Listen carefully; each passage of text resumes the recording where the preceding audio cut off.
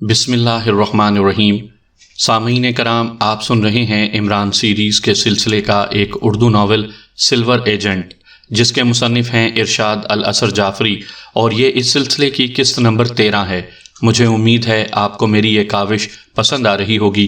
آپ نے اگر ابھی تک میرا چینل کہانی گھر سبسکرائب نہیں کیا تو ابھی میرے چینل کو سبسکرائب کر کے بیل نوٹیفیکیشن آن کر لیجئے، تاکہ آنے والی ہر نئی کہانی کی اطلاع بر وقت آپ تک پہنچ سکے۔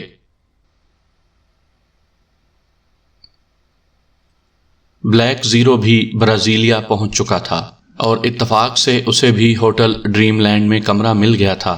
اسی ہوٹل میں اس نے قاسم کو بھی دیکھ لیا تھا۔ دیوزاد قاسم اگر اس ہوٹل میں تھا تو اس کا مطلب یہ تھا کہ اس کے باقی ساتھی بھی یہیں ہوں گے۔ کمرے میں اپنا سامان رکھنے کے بعد وہ نیچے ہال میں آ گیا۔ ہال میں بیٹھ کر اس نے چائے پی اور اس کے بعد وہ کاؤنٹر پر آیا۔ کاؤنٹر گرل نے کاروباری مسکراہٹ کے ساتھ اس کا استقبال کیا۔ یس سر، میں آپ کی کیا خدمت کر سکتی ہوں؟ کاؤنٹر گرل نے بلیک زیرو سے پوچھا۔ آپ نے مجھے بہت ہی اچھا کمرہ دیا ہے، بلیک زیرو نے مسکراتے ہوئے کاؤنٹر گرل سے کہا۔ تھینک یو سر، کمرہ آپ کو پسند آیا اور آپ نے تعریف کی۔ کاؤنٹر گرل نے اس کا شکریہ ادا کیا۔ مجھے برازیلیا کی سیر کرنی ہے اور اس کے لیے مجھے ایک کار کی بھی ضرورت پڑے گی، بلیک زیرو نے کہا۔ سر، کار بھی آپ کو مل جائے گی۔ کار آپ ڈرائیور کے ساتھ لیں گے یا بغیر ڈرائیور کے؟ کاؤنٹر گرل نے کہا۔ میں برازیلیا میں کئی بار آیا ہوں، اس کی سڑکیں، گلیاں اور کالونیاں میری دیکھی بھالی ہیں، اس لیے مجھے ڈرائیور کی ضرورت نہیں ہے، بلیک زیرو نے مسکراتے ہوئے کہا۔ سر، ہوٹل کی پارکنگ میں ڈارک براؤن کلر کی نسان کار موجود ہے جس کا نمبر B4400 ہے، وہ کار بھی میں آپ کے لیے بک کر لیتی ہوں، کاؤنٹر گرل نے بلیک زیرو سے کہا۔ شکریہ، کار اچھی کنڈیشن کی ہے نا؟ بلیک زیرو نے بدستور مسکراتے ہوئے کہا۔ یس سر، ابھی یہ کار پچھلے مہینے ہی خریدی گئی ہے، کاؤنٹر گرل نے کہا۔ اوکے، ایک بار پھر آپ کا شکریہ، بلکہ بہت زیادہ شکریہ، بلیک زیرو نے کاؤنٹر گرل سے کہا۔ سر، اپنے گاہکوں کی خدمت کرنا ہی ہمارا نصب العین ہے، کاؤنٹر گرل نے کاروباری جملہ ادا کیا۔ تھینک یو، آپ کار کی چابی بھی مجھے دے دیں، بلیک زیرو نے اس سے چابی طلب کی تو اس نے کی بورڈ پر لٹکی ہوئی ایک چابی اتاری اور بلیک زیرو کی طرف بڑھا دی۔ سر، یہ آپ کی کار کی چابی، کاؤنٹر گرل نے اسے چابی دیتے ہوئے کہا۔ تھینکس مس، بلیک زیرو نے اس کا شکریہ ادا کیا اور اپنا جملہ ادھورا چھوڑ دیا۔ سر، میرا نام لاشانہ ہے، کاؤنٹر گرل نے بلیک زیرو کو اپنا نام بتاتے ہوئے کہا۔ آپ کی طرح آپ کا نام بھی بہت خوبصورت ہے، بلیک زیرو نے کاؤنٹر گرل سے کہا، اور اس دفعہ کاؤنٹر گرل کے چہرے پر جو مسکراہٹ آئی تھی وہ کاروباری نہیں تھی، بلکہ اپنی تعریف سن کر انسان جس طرح خوش نظر آتا ہے، کاؤنٹر گرل لاشانہ بھی اسی طرح خوش نظر آ رہی تھی۔ بلیک زیرو نے اس سے کار کی چابی لی اور پھر وہ ہال سے باہر آ گیا۔ اس کے ذہن میں کوئی واضح خاکہ نہیں تھا کہ اس نے اس وقت کیا کرنا ہے۔ اس نے فی الحال ایسے ہی برازیلیا شہر کا چکر لگانے کا سوچا۔ یہ سوچ کر وہ پارکنگ میں آ گیا اور اس نے اپنی مطلوبہ کار کی تلاش میں ادھر ادھر نظریں دوڑائیں۔ سر، کیا آپ اپنی گاڑی ڈھونڈ رہے ہیں؟ ایک پارکنگ بوائے نے قریب آتے ہوئے پوچھا۔ ہاں، میں نے اس ہوٹل سے رینٹ پر کار لی ہے، اس کا نمبر B4400 ہے اور رنگ ہے اس کا ڈارک براؤن، بلیک زیرو نے پارکنگ بوائے کو تفصیل بتاتے ہوئے کہا۔ سر، یہ کار اس طرف کھڑی ہوئی ہے، آئیے میں کار تک آپ کی رہنمائی کر دوں، پارکنگ بوائے نے مؤدبانہ لہجے میں بلیک زیرو سے کہا تو بلیک زیرو نے اثبات میں سر ہلایا اور پھر وہ اس کے ساتھ اپنی مطلوبہ کار تک پہنچ گیا۔ اس نے پارکنگ بوائے کو ایک چھوٹا سا نوٹ تھما دیا۔ تھینک یو بوائے، ٹپ دینے کے ساتھ ساتھ بلیک زیرو نے اس کا شکریہ ادا کیا۔ You are welcome sir, parking boy نے کہا اور پھر وہ ایک طرف بڑھ گیا۔ بلیک زیرو نے چابی نکال کر دروازہ کھولا اور پھر ڈرائیونگ سیٹ پر بیٹھ گیا۔ کار واقعی نئی تھی۔ اس نے کار سٹارٹ کی اور پھر وہ کار کو پارکنگ سے باہر لے آیا۔ جوزف کے تمام لباسوں میں بٹنوں میں ایک ایک بٹن میں مخصوص مائک تھا، جس سے بلیک زیرو اپنی ٹیم کی باتیں سنتا تھا اور ان کے حالات سے باخبر رہتا تھا۔ اس کے ساتھی زیرو لینڈ کے ایجنٹوں کی قید میں آ گئے تھے، لیکن جلد ہی انہوں نے زیرو لینڈ کے ایجنٹوں کا خاتمہ کر دیا تھا اور آزاد ہو گئے تھے۔ اب وہ برمیا سٹی جا رہے تھے۔ برمیا سٹی کے بارے میں جوزف نے معلومات حاصل کی تھیں۔ بلیک زیرو کا ارادہ بھی برمیا سٹی ہی جانے کا تھا، لیکن اس نے قاسم کو دیکھ کر اپنا ارادہ فی الحال ملتوی کر دیا تھا۔ وہ دیکھنا چاہتا تھا کہ کیپٹن حمید کی ٹیم کس سمت جانا چاہتی تھی، اور کیپٹن حمید کی ٹیم چونکہ ابھی برازیلیا پہنچی تھی، اس لیے ان لوگوں نے گھنٹہ ڈیڑھ گھنٹہ ابھی ریسٹ کرنا تھا، اور اس دوران بلیک زیرو نے برازیلیا شہر کا ایک چکر لگانے کا فیصلہ کیا۔ اس طرح شاید اسے بھی کوئی کام کی بات معلوم ہو جاتی۔ وہ ہوٹل سے باہر آیا اور اس کی کار ایک طرف بڑھی۔ اس کی کار کی رفتار بہت ہی آہستہ تھی۔ وہ آہستہ رفتار سے کار چلاتا ہوا ہوٹل کی عقبی سڑک پر آ گیا۔ اس سڑک پر ٹریفک بہت کم تھی، اور پھر اچانک ہی اس کی نظر ایک گلی میں پڑی اور وہ چونک گیا، کیونکہ گلی میں ایک وین کھڑی ہوئی تھی اور اس نے چند آدمیوں کو دیکھا جو ایک گرانڈیل جسم کو وین میں ڈال رہے تھے۔ گرانڈیل جسم کو دیکھ کر بلیک زیرو کو فوراً ہی قاسم کا خیال آ گیا۔ یہ یقیناً قاسم ہی تھا جسے وہ لوگ وین میں ڈال رہے تھے۔ اس کا مطلب تھا کہ کیپٹن حمید کی ٹیم کو بھی اغوا کیا جا رہا تھا۔ بلیک زیرو نے وہاں رکنا مناسب نہیں سمجھا۔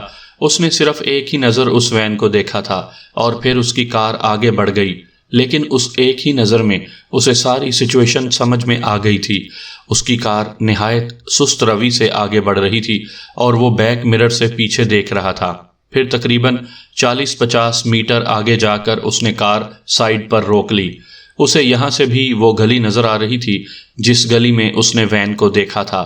وہ گلی اسے آگے سے بند بھی دکھائی دی تھی، اس لیے وہ مطمئن تھا کہ وین گلی سے نکل کر روڈ پر ضرور آئے گی، آگے نہیں بڑھ جائے گی۔ بلیک زیرو کو وہاں رکے ہوئے 3 منٹ ہوئے تھے کہ اس نے وین کو گلی سے نکلتے دیکھا۔ وین گلی سے باہر آنے کے بعد اس کی مخالف سمت میں بڑھنے لگی تھی۔ اس نے بھی کار موڑی اور پھر وہ وین کے پیچھے چلنے لگا۔ وہ نہایت ہی احتیاط سے وین کا تعاقب کر رہا تھا۔ بلیک زیرو 3 بار برازیلیا آ چکا تھا، اور اب بھی اس نے برازیلیا کا تفصیلی نقشہ دیکھ لیا تھا، اس لیے اسے یہاں کوئی دقت پیش نہیں آ سکتی تھی۔ وہ برازیلیا کے اکثر روڈز اور کالونیوں سے واقف تھا، اس لیے وہ نہایت ہی اطمینان سے وین کا تعاقب کر رہا تھا۔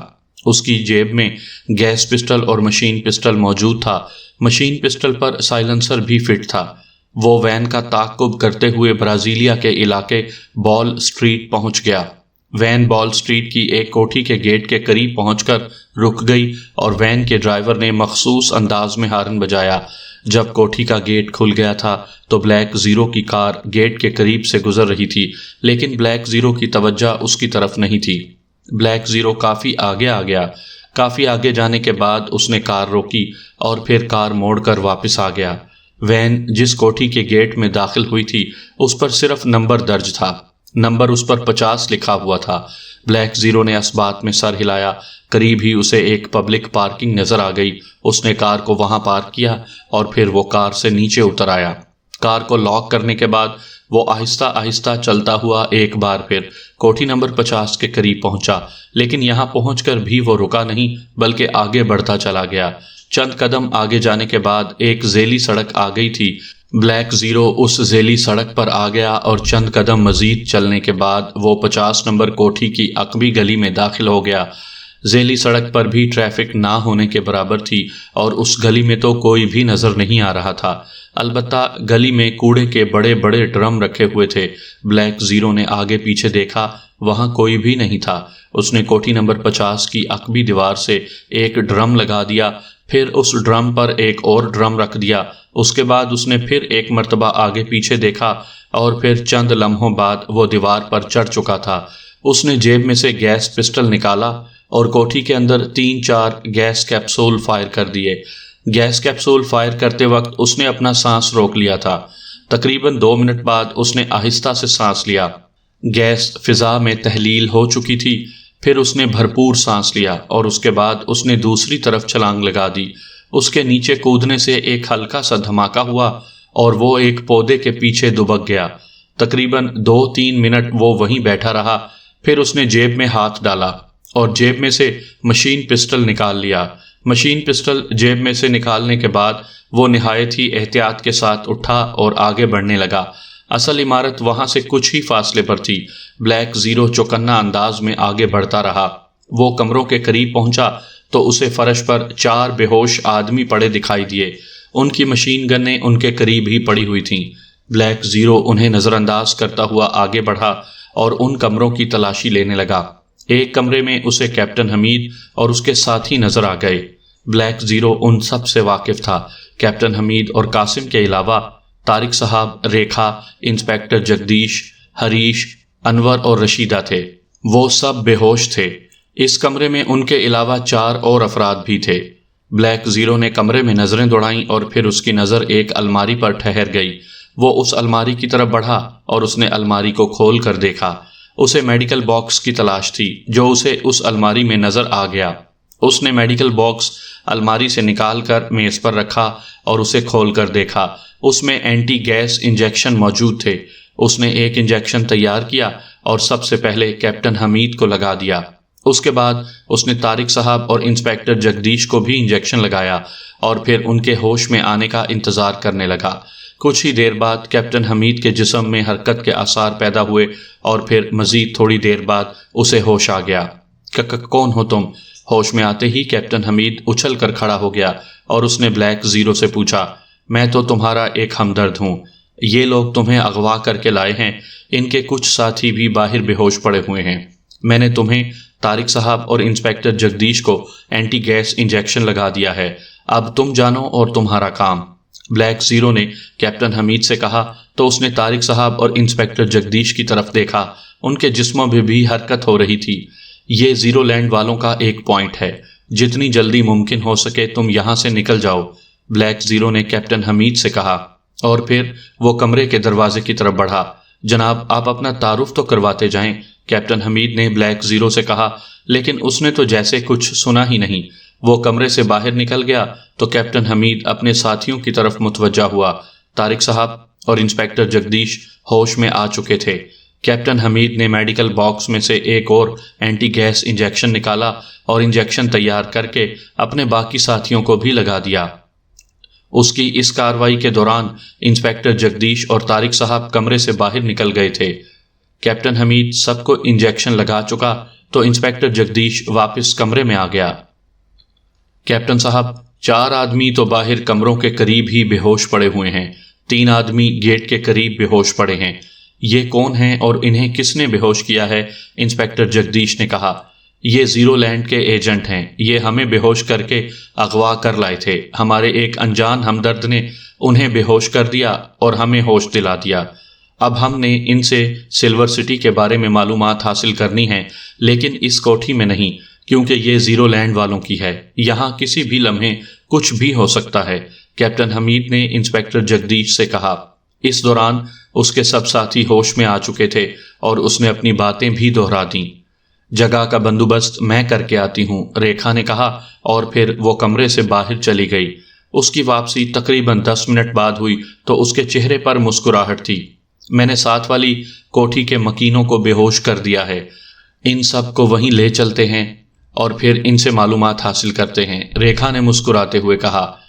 ان دونوں کوٹھیوں کی تو جنوبی دیوار بھی ایک ہی ہے، ان سب کو اسی دیوار کے دوسری طرف پھینک دیتے ہیں، انسپیکٹر جگدیش نے کہا، کیونکہ وہ ساری کوٹھی کا جائزہ لے چکا تھا۔ اوکے، میڈیکل باکس، رسیوں کا بنڈل اور ضرورت کا دیگر سامان بھی ساتھ لے چلو، کیپٹن حمید نے اپنے ساتھیوں سے کہا۔ اس کی ہدایات پر فوراً ہی عمل کیا گیا اور تقریباً 10 منٹ بعد وہ نہ صرف خود ساتھ والی کوٹھی میں پہنچ چکے تھے، بلکہ انہوں نے زیرو لینڈ کے تمام ایجنٹوں کو بھی باندھ کر اس کوٹھی میں پہنچا دیا تھا۔ اب وہ سب ایک بڑے سے کمرے میں موجود تھے۔ ریکھا، اس کوٹھی میں کتنے لوگ موجود تھے؟ کیپٹن حمید نے ریکھا سے پوچھا۔ فی الحال تو صرف 2 خواتین ہیں، میں نے انہیں بے ہوش کر کے کچن میں ڈال دیا تھا، ریکھا نے کہا۔ ہریش، تم گیٹ پر چلے جاؤ، اگر کوئی آ جائے تو تم اسے سنبھال لینا، کیپٹن حمید نے اس مرتبہ ہریش سے کہا۔ اوکے سر، ہریش نے کہا اور پھر وہ کمرے سے باہر چلا گیا۔ انور، تم چھت پر چلے جاؤ اور ارد گرد کا خیال رکھو، کیپٹن حمید نے اس مرتبہ انور سے کہا۔ اب یہ کیسے معلوم ہوگا کہ ان کا انچارج کون ہے؟ کیپٹن حمید نے طارق صاحب سے کہا۔ کسی ایک آدمی کو ہوش میں لے آؤ اور اس سے پوچھ لو، طارق صاحب نے سادہ سے لہجے میں کہا۔ او یس، یہ تو بہت ہی آسان حل ہے، لگتا ہے اس وقت میرا دماغ کام نہیں کر رہا، کیپٹن حمید نے مسکراتے ہوئے کہا، اور پھر وہ میڈیکل کے باکس کی طرف متوجہ ہوا۔ سالے کپتان وپتان، اس وقت سے کیا؟ تمہارا تو دماغ کام ہی نہیں کرتا، کسی وقت بھی نہیں کرتا، قاسم نے کیپٹن حمید سے کہا۔ کیپٹن حمید نے غصے سے اس کی طرف دیکھا، لیکن رشیدہ اور طارق صاحب کے چہروں پر مسکراہٹ آ گئی۔ کیپٹن حمید بولا کچھ نہیں، کیونکہ وہ اس وقت مصروف تھا اور اس مشن کی ساری ذمہ داری بھی اسی پر تھی اور اسے احساس بھی تھا، لہٰذا وہ قاسم کی بات پر خاموش ہی رہا۔ اس نے ایک اینٹی گیس انجیکشن تیار کیا اور اس کا تھوڑا سا حصہ بے ہوش آدمیوں میں سے ایک کو لگا دیا۔ انجیکشن لگنے کے کچھ دیر بعد وہ آدمی ہوش میں آ گیا۔ جیسے ہی وہ ہوش میں آیا، اس نے اٹھنے کی کوشش کی، لیکن چونکہ وہ رسی سے بندھا ہوا تھا اس لیے وہ اٹھ نہ سکا۔ اٹھنے میں ناکامی کے بعد اس نے کیپٹن حمید اور اس کے ساتھیوں کی طرف دیکھا اور اس کی آنکھوں میں حیرت کے تاثرات ابھرے۔ بے ہوش تو ہم تمہیں کر کے لائے تھے، پھر تم ہوش میں کیسے آ گئے اور ہم بے ہوش کیسے ہو گئے؟ اس آدمی نے حیرت بھرے انداز میں کہا۔ تم حیران بعد میں ہوتے رہنا، پہلے یہ بتاؤ کہ تمہارا انچارج کون ہے؟ کیپٹن حمید نے سخت لہجے میں کہا۔ راکا شو، ہمارا انچارج راکا شو ہے۔ اس آدمی نے کیپٹن حمید کی طرف دیکھتے ہوئے کہا۔ ان میں سے راکا شو کون ہے؟ کیپٹن حمید نے بدستور سخت لہجے میں اس سے کہا۔ نیلی پینٹ اور سرخ شرٹ والا راکا شو ہے، اس آدمی نے کیپٹن حمید سے کہا۔ اوکے، باقی تم سب فوراً چھٹی کرو، کیپٹن حمید نے کرخت لہجے میں کہا، اور ساتھ ہی اس نے مشین پسٹل بھی نکال لیا۔ اس مشین پسٹل پر سائلنسر بھی فٹ تھا۔ اپنی ضرورت کا اسلحہ بھی انہوں نے ساتھ والی کوٹھی سے لے لیا تھا۔ کیپٹن حمید کے چہرے کے تاثرات دیکھ کر اس آدمی کا چہرہ خوف زدہ ہو گیا۔ اسے یقین ہو گیا تھا کہ اس کے اور موت کے درمیان زیادہ فاصلہ نہیں رہ گیا۔ مجھے مت مارنا، اس نے گھبرائے ہوئے لہجے میں کہا، لیکن کیپٹن حمید نے بھلا اس کی بات کہاں ماننی تھی۔ اس نے مشین پسٹل کا ٹریگر دبا دیا اور سب سے پہلے وہی آدمی فائرنگ کی زد میں آیا۔ چند سیکنڈوں میں ہی سوائے راکا شو کے باقی سب گولیوں کا نشانہ بن گئے۔ ان سب کا خاتمہ کے بعد کیپٹن حمید نے قاسم کی طرف دیکھا۔ تم کتنے ظالم والم آدمی ہو سالے کپتان، تم نے اتنے سارے آدمیوں کو گولیاں مار دیں اور پریشان بھی نہیں ہوئے؟ قاسم نے کیپٹن حمید سے کہا۔ انکل، قاسم مجھے زیادہ ہی تنگ کرتا ہے، اس موقع پر میں اسے بھی گولی مار دیتا ہوں، میری جان چھوٹ جائے گی اس سے، کیپٹن حمید نے طارق صاحب سے کہا اور مشین پسٹل کا رخ اس کی طرف کر دیا۔ کیپٹن حمید کی بات سنتے ہی قاسم کے چہرے پر زلزلے کے سے تاثرات پیدا ہو گئے۔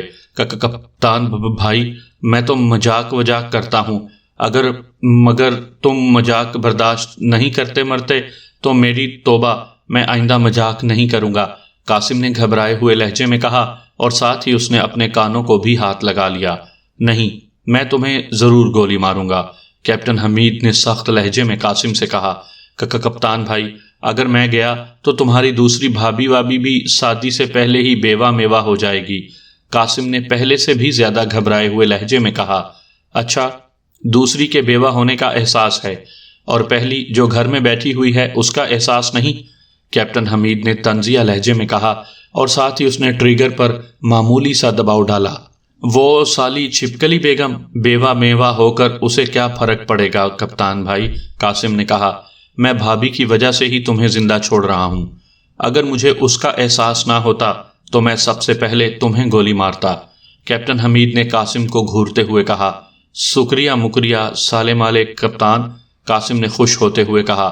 کیپٹن حمید نے اس کی طرف سے توجہ ہٹائی اور پھر وہ راکا شو کی طرف متوجہ ہوا۔ اس نے سرنج میں بچا ہوا انجیکشن اسے لگا دیا اور پھر اس کے ہوش میں آنے کا انتظار کرنے لگا۔ تھوڑی ہی دیر بعد راکا شو ہوش میں آ گیا۔ تمہارا نام راکا شو ہے اور تم برازیلیا میں زیرو لینڈ کے انچارج ہو، کیپٹن حمید نے اس سے کہا۔ کون راکا شو اور کون سی زیرو لینڈ؟ میں نے تو ان دونوں ناموں کے بارے میں کچھ نہیں سنا، راکا شو نے انکار کی صورت میں سر ہلاتے ہوئے کہا۔ اچھا، تم بھی بیکار آدمی ہو، بیکار آدمیوں کو تو میں زندہ رکھنے کا قائل ہی نہیں ہوں، دیکھ لو کہ تمہارے بہت سے ساتھی چوہوں کی طرح مرے پڑے ہیں، کیپٹن حمید نے کرخت لہجے میں کہا۔ اس کے ساتھ ہی اس نے مشین پسٹل کا رخ راکا شو کی طرف کیا تو وہ یکدم چیخ پڑا۔ گولی مت چلانا، میں راکا شو ہی ہوں، اس نے چیختے ہوئے کہا۔ میں مانتا ہوں اور مجھے یہ بھی معلوم ہے کہ تم یہاں کے انچارج ہو، لیکن میں تمہاری زبان سے اس کا اقرار سننا چاہتا ہوں، کیپٹن حمید نے بدستور کرخت لہجے میں کہا۔ اپنے ساتھیوں کی لاشیں دیکھ کر وہ کچھ زیادہ ہی خوف زدہ ہو گیا تھا۔ ہاں، میں یہاں کا مقامی انچارج ہوں، راکا شو نے اثبات میں سر ہلاتے ہوئے کہا۔ پھر تو تم سلور سٹی کے بارے میں بھی جانتے ہوگے، کیپٹن حمید نے اس سے کہا۔ نہیں، میں سلور سٹی کے بارے میں کچھ زیادہ نہیں جانتا، راکا شو نے کہا۔ جتنا جانتے ہو اتنا ہی بتا دو، کیپٹن حمید نے نہایت ہی سنجیدہ لہجے میں کہا۔ میں تو اتنا جانتا ہوں کہ زیرو لینڈ میں ایک نیا شہر آباد کیا گیا ہے جسے سلور سٹی کہتے ہیں۔ راکا شو نے اتنا کہا اور پھر خاموش ہو گیا۔ سلور سٹی زیرو لینڈ میں آباد نہیں کیا گیا، بلکہ یہاں برازیلیا کے جنگلات میں کہیں آباد کیا گیا ہے۔ کیپٹن حمید نے راکا شو سے کہا، میں اس بارے میں کچھ نہیں جانتا۔ زیرو لینڈ کے مقامی انچارج کو کوئی خاص اہمیت تو حاصل نہیں ہوتی، وہ تو بس ایک غلام کی طرح ہوتا ہے۔ راکا شو نے کیپٹن حمید سے کہا، پھر تو تم ہمارے لیے بیکار ہی ہوئے، اور بیکار آدمیوں کے متعلق میں تمہیں بتا چکا ہوں کہ میں انہیں ایک سیکنڈ بھی زندہ نہیں رکھنا چاہتا، کیپٹن حمید نے کہا، اور اس نے ایک بار پھر مشین پسٹل کا رخ راکا شو کی طرف کیا اور ساتھ ہی کیپٹن حمید کے چہرے پر سختی کے تاثرات ابھر آئے۔ میں واقعی کچھ نہیں جانتا، لیکن میں ایک ٹپ دے سکتا ہوں، اس سے شاید تمہیں کوئی مدد مل سکے، راکا شو نے ہکلاتے ہوئے لہجے میں کہا۔ اچھا بولو، کیا ٹپ ہے؟ کیپٹن حمید نے اس سے کہا۔ لائم کالونی کی کوٹھی نمبر 30 میں مسٹر جیمسن پال رہتے ہیں۔ ان کے پاس کبھی کبھی ایک قبائلی آتا ہے جو کہ برازیل کے کسی جنگلی قبیلے سے تعلق رکھتا ہے۔ اس نے ایک بار مسٹر جیمسن پال کو بتایا تھا کہ اس نے ایک دفعہ جنگل میں کسی جگہ سیاہ بادلوں کا ایک ٹکڑا اترتے ہوئے دیکھا تھا۔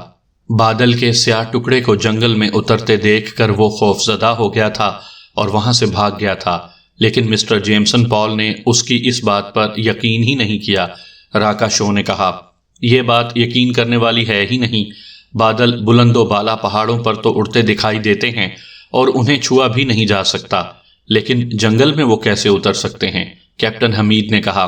میں نے سنا ہوا ہے کہ زیرو لینڈ کے اہم ایجنٹوں کے پاس ایئر کار ہے جو زیرو لینڈ والوں کی ایجاد ہے، اور وہ فضا میں سفر کرتی ہے۔ جب وہ فضا میں سفر کر رہی ہو تو پھر اس کے ارد گرد سیاہ بادل کا ٹکڑا موجود ہوتا ہے جو کہ شاید مخصوص گیس سے بنا ہوا ہے، اور اس کی وجہ سے ایئر کار کو دنیا کی کوئی مشین دیکھ نہیں سکتی، اور وہ بے خوف و خطر ہو کر سفر کرتے ہیں۔ وہ یقیناً اسی ایئر کار میں سلور سٹی آتے جاتے ہوں گے، راکا شو نے طویل گفتگو کرتے ہوئے کہا۔ مسٹر جیمسن پال کے پاس جو جنگلی آتا ہے وہ برازیلیا کے کس جنگلی قبیلے سے تعلق رکھتا ہے؟ اس مرتبہ طارق صاحب نے راکا شو سے پوچھا۔ اس سوال کا جواب بھی مسٹر جیمسن پال ہی دے سکتے ہیں، راکا شو نے طارق صاحب سے کہا۔ بات تو وہی آ گئی نا کہ تم ہمارے لیے بیکار ہو، کیپٹن حمید نے منہ بنا کر کہا، اور اس کے ساتھ ہی اس نے مشین پسٹل کا ٹریگر بھی دبا دیا۔ بے آواز گولیاں راکا شو کے سینے میں لگیں اور اس کے سینے سے خون بہنے لگا۔ عمران، تمہیں معلوم ہے کہ تمہیں یہاں زیرو لینڈ کیوں لایا گیا ہے؟ سنگھی نے عمران سے پوچھا۔ اس وقت سنگھی اور تھیریسیا عمران کے سامنے تھے، جبکہ جولیا کو عمران سے دور کر دیا گیا تھا۔ چچا، اتنا میں جانتا ہوں کہ یہ زیرو لینڈ نہیں ہے، یہ بات میں تمہیں پہلے بھی کہہ چکا ہوں، عمران نے سنگھی سے کہا تو وہ غور سے عمران کو دیکھنے لگا۔ چند لمحوں بعد اس کے چہرے پر مسکراہٹ آ گئی۔ ہم جانتے ہیں کہ تم بہت سمجھدار ہو، ٹھیک ہے یہ زیرو لینڈ نہیں ہے، یہ سلور سٹی ہے، لیکن میرا سوال وہی ہے کہ کیا تم جانتے ہو کہ تمہیں یہاں لانے کا مقصد کیا ہے؟ سنگھی نے کہا۔ تھیریسیا سے میری شادی، اس کے علاوہ اور کیا مقصد ہو سکتا ہے بھلا؟ عمران نے مسکراتے ہوئے کہا۔ بہت خوش فہمی ہے تمہیں اپنے بارے میں، تھیریسیا نے منہ بناتے ہوئے کہا۔ یہ میری خوش فہمی نہیں ہے تھیریسیا ڈیئر، بلکہ بزرگوں کی ہمیشہ یہ کوشش ہوتی ہے کہ ان کے بچوں کے گھر جلد سے جلد آباد ہو جائیں، اور تم جانتی ہو کہ چچا کو بزرگوں میں خاص اہمیت حاصل ہوتی ہے۔ عمران نے شوق لہجے میں تھیریسیا سے کہا تو اس کا منہ اور زیادہ پھول گیا۔ عمران، تم پر بہت برا وقت آنے والا ہے، تمہاری ساری شوخی ختم ہو جائے گی، تھیریسیا نے کہا۔ تم ٹھیک کہتی ہو تھیریسیا ڈیئر، شادی کے بعد سے انسان کا برا وقت شروع ہو جاتا ہے، عمران نے کہا۔ اب میری بات غور سے سنو بھتیجے، سنگھی نے سنجیدہ لہجے میں عمران سے کہا۔ آج کل کے نوجوان بزرگوں کی باتوں کو غور سے نہیں سنتے، بہرحال تم کہو میں تمہاری بات غور سے سنوں گا، کیونکہ میں تمہارا فرما بردار بھتیجا ہوں، عمران نے سعادت مندی سے کہا۔ عمران، تم یہ بات تو جانتے ہو کہ زیرو لینڈ سائنسی ترقی میں بہت آگے نکل چکا ہے، سنگھی نے کہا۔ کاش تم اپنی اس سائنسی ترقی کو مثبت کاموں میں استعمال کرتے، عمران نے طنزیہ لہجے میں کہا۔ ہمیں کیا کرنا چاہیے اور کیا نہیں، یہ فیصلہ ہمیں کرنا ہے، تمہیں نہیں، سنگھ ہی نے غصے سے کہا۔ اوکے اوکے، آل اوکے، اب تم آگے بولو، عمران نے ہاتھ اٹھاتے ہوئے کہا۔ تمہیں یہاں اس لیے لایا گیا ہے تاکہ تمہارا دماغ حاصل کر لیا جائے، تھیریسیا نے عمران سے کہا۔ تھیریسیا ڈیئر، اگر میرے پاس دماغ ہوتا تو کیا میں تم سے دل لگا لیتا؟ عمران نے آہ بھرتے ہوئے کہا۔ ان بچگانہ باتوں سے کچھ نہیں ہوگا عمران، ہم تمہیں حقیقت بتا رہے ہیں کہ ہم تمہارا دماغ حاصل کریں گے اور پھر اسے مخصوص پروسیس سے گزار کر تمہارا دماغ سپر چیف استعمال کریں گے، اور جیسے ہی دماغ نکالنے کے لیے تمہاری کھوپڑی کھولی جائے گی، تم ایک لمحے کے لیے بھی زندہ نہیں رہ سکو گے۔ سنگھ ہی نے کہا۔ چچا، یہ تو بہت خوفناک سچویشن بتائی ہے تم نے، عمران نے سنجیدہ لہجے میں کہا۔ ہاں، جتنا تم تصور کر سکتے ہو اس سے بھی زیادہ خوفناک یہ سچویشن ہے، سنگھ ہی نے کہا۔ سنگھ ہی چچا، پھر تمہارا کیا مشورہ ہے؟ مجھے کیا کرنا چاہیے؟ عمران نے سنگھ ہی سے پوچھا۔ عمران، اب تمہارے پاس دو ہی راستے ہیں، اس مرتبہ تھیریسیا نے عمران سے کہا۔ اور وہ راستے کون کون سے ہیں؟ عمران نے بدستور سنجیدہ لہجے میں کہا۔ پہلا راستہ تو عیش و آرام کا ہے، اقتدار اور مال و دولت، حسن و جوانی کا ہے، تھیریسیا نے کہا۔ اور دوسرا راستہ کس چیز کا ہے؟ عمران نے کہا۔ ویسے وہ جانتا تھا کہ زیرو لینڈ والے اس سے کیا چاہتے ہیں۔ زیرو لینڈ کے بڑوں کی کب سے خواہش تھی کہ عمران اور کرنل فریدی ہر حال میں ان کے ساتھ آ ملیں، لیکن وہ لوگ ان دونوں کو اپنے ساتھ ملانے میں آج تک کامیاب نہیں ہو سکے تھے۔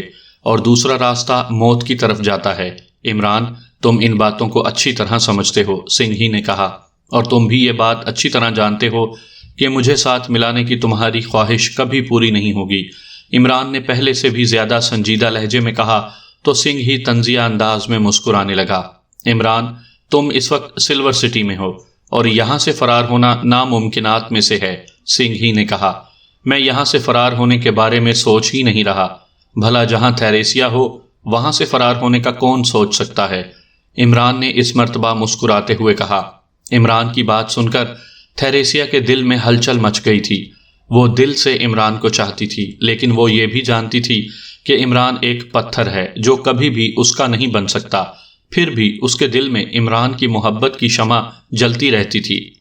اب بھی عمران کی بات سن کر اس کے دل کی عجیب حالت ہونے لگی تھی، لیکن اس نے اپنی یہ کیفیت نہ عمران پر ظاہر ہونے دی اور نہ ہی سنگھ ہی پر، بلکہ اس کے چہرے پر غصے کے تاثرات آ گئے۔